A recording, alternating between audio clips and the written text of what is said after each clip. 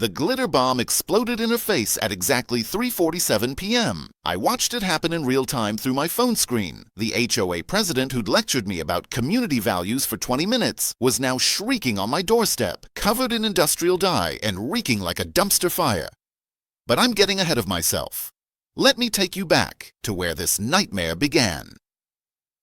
3 months ago, I stood on my empty porch staring at a photograph that made my blood run cold. It was a delivery confirmation photo showing my limited edition sneakers, the ones I'd saved 3 paychecks to afford, sitting right there on my doormat. Timestamp 2:14 p.m.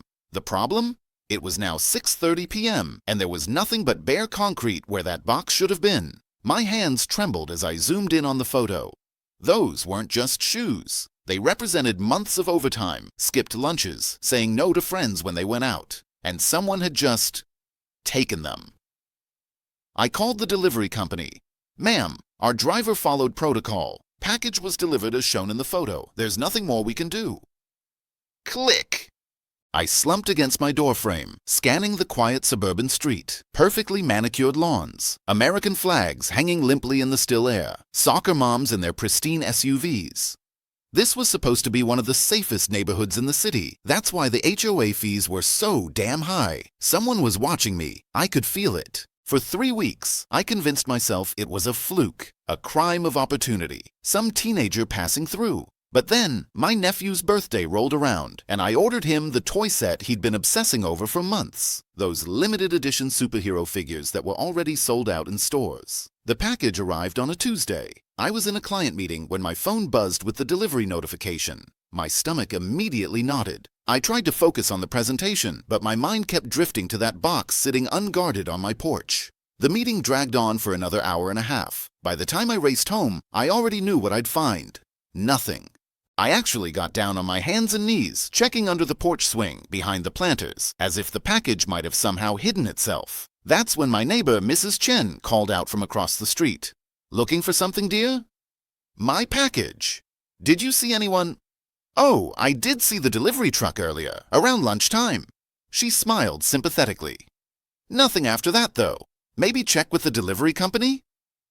I nodded numbly, but my mind was racing. Lunchtime, when everyone on this street was either at work or inside having their organic salads. The thief knew exactly when to strike. This wasn't random. This was calculated. That night, I barely slept.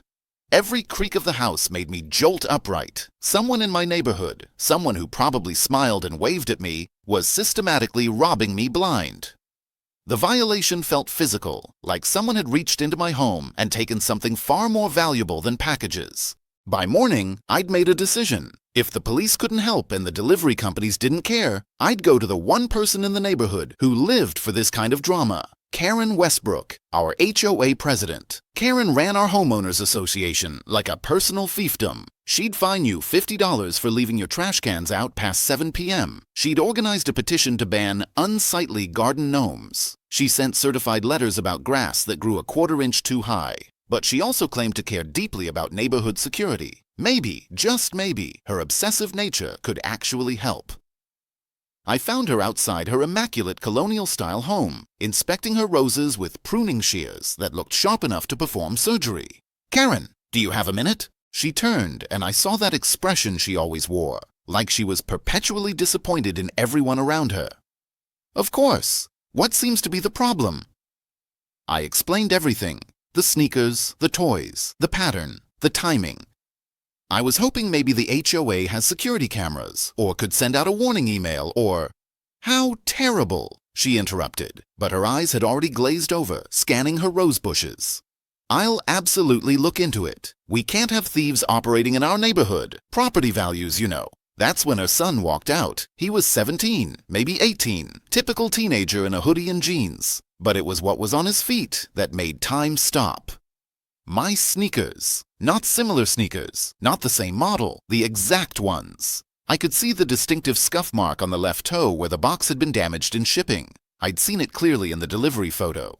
My throat went dry. Karen was still talking, something about surveillance and vigilance, but her voice sounded like it was coming from underwater. The kid noticed me staring and quickly retreated back inside. "So, I'll definitely keep an eye out. Karen concluded with a plastic smile. "You just let me know if anything else goes missing." I forced myself to nod and smile back, my mind screaming. As I walked back to my house, every nerve in my body was on fire. The HOA president's own son was wearing my stolen property, but I couldn't prove it. If I accused them without evidence, they'd destroy me. Lawsuits, harassment, maybe even force me out of the neighborhood. The Westbrooks had that kind of power. I needed proof.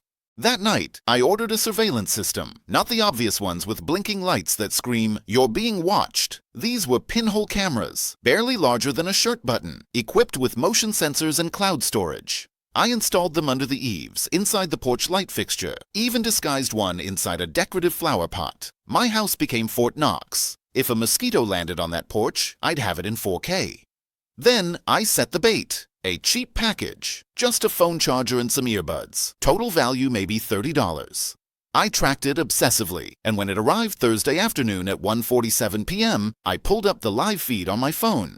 My hands were actually shaking. For the first hour, nothing, just footage of leaves occasionally drifting across the porch. I was in my office pretending to work while my eyes remained glued to my phone screen. My boss walked by twice asking if I was okay. Then, at 3:23 p.m., movement. A figure approached from the left side of the frame. My heart hammered. This was it. I was finally going to see. My breath caught in my throat. It wasn't the sun, it was Karen, the HOA president herself, still wearing her tennis outfit from what was probably her afternoon match at the country club, walked up my porch steps with the casual confidence of someone checking their own mail. She glanced left, then right, a quick practiced motion. Then she simply picked up my package, tucked it under her arm like a newspaper, and walked away. I watched the footage 3 times. 4. 5. She wasn't covering for her son. She wasn't an unknowing accomplice. Karen Westbrook, the woman who'd spent 40 minutes at last month's HOA meeting discussing the moral decay represented by visible satellite dishes, was a common thief. The realization hit me like ice water. She'd looked me in the eye. I'd told her about the thefts. She'd sympathized, all while knowing she was the one who'd stolen from me. The sheer sociopathic audacity of it made me dizzy. Rage would have been the normal response. Most people would have marched over there, confronted her, maybe called the police. But as I sat there watching that footage loop, a different feeling crystallized inside me. This woman had humiliated me, robbed me, lied to my face. She'd turned my home into a hunting ground and my life into a joke. I wasn't going to just expose her. I was going to make it legendary. Over the next week, I became obsessed. I researched, planned, and made several very specific online purchases. Spring-loaded mechanisms, ultra-fine glitter in blinding holographic silver, industrial-grade stink spray, the kind pest control uses, formulated to smell like decomposing flesh, and the pièce de résistance, semi-permanent UV reactive dye in toxic neon green. I spent 3 nights in my garage building the device. It had to look perfect from the outside, just a regular Amazon box, properly weighted with realistic packing tape. But inside was a carefully engineered explosion of karma. The morning I set it out, my hands were surprisingly steady. I'd barely slept, but I felt more focused than I had in months. This wasn't just about getting revenge. This was about restoring balance to a universe that had tilted unfairly against me. I placed the box prominently on my porch at 11 a.m. and went to work. But work was a blur.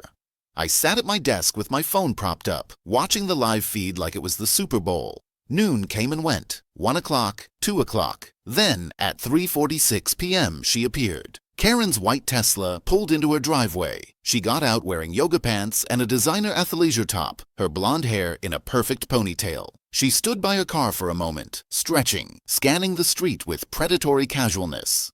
Then she saw it, my package. I watched her face light up, actual pleasure at the sight of something to steal. She walked across her perfect lawn, crossed the street, and approached my porch with the confidence of someone who'd done this 100 times. My finger hovered over the screen record button, but I was already capturing everything. She bent down, picked up the box, testing its weight with a small, satisfied nod, and turned to leave. That's when I whispered to my empty office, "Open it." As if she'd heard me, Karen paused. She was already 20 feet from my porch, but curiosity got the better of her. She stopped right there in the middle of the street and started peeling back the tape. The explosion was beautiful.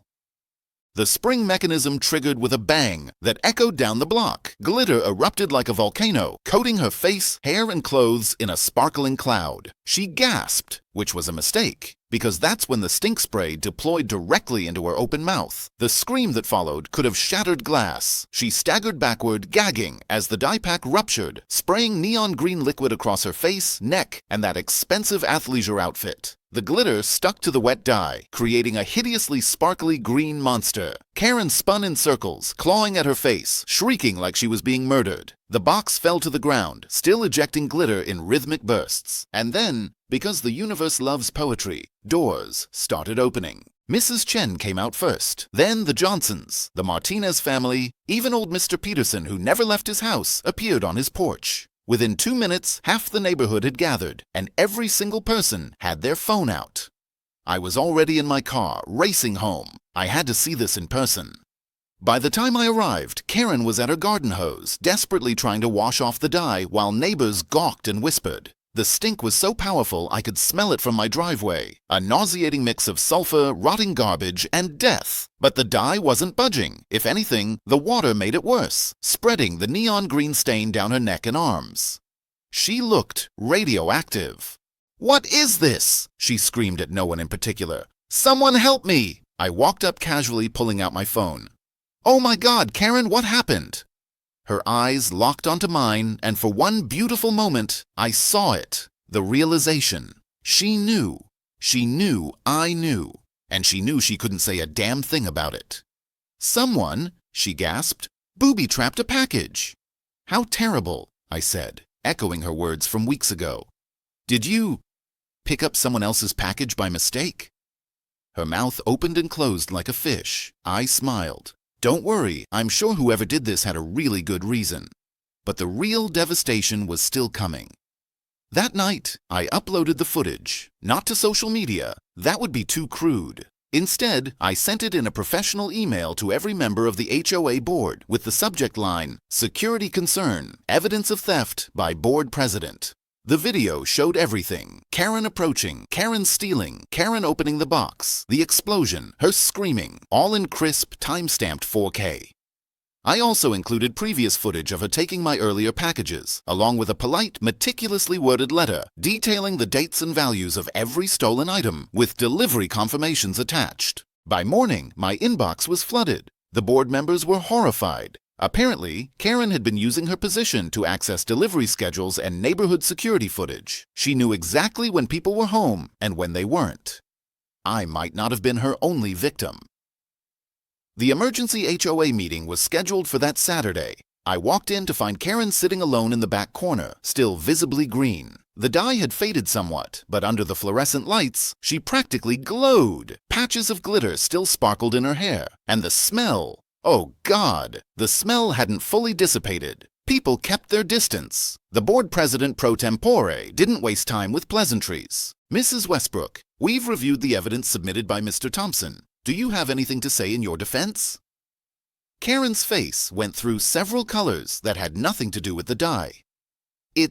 That video is, he can't just, "Ma'am, we have footage of you stealing packages from a neighbor's property on multiple occasions. This is a criminal matter." What followed was the most satisfying 45 minutes of my life. Karen was formally removed from her position. The board voted unanimously to ban her from all future HOA activities. And here's the kicker. They ordered her to reimburse me double the value of everything she'd stolen, plus pay for my security camera installation. As the meeting adjourned, Karen pushed past me toward the exit, but she stopped, turned, and hissed, "You humiliated me." I looked at her, really looked at her. This woman who'd wielded power like a weapon, who'd stolen from me while pretending to help, who'd thought she was untouchable. "No, Karen," I said quietly. "You humiliated yourself. I just made sure everyone got to see it.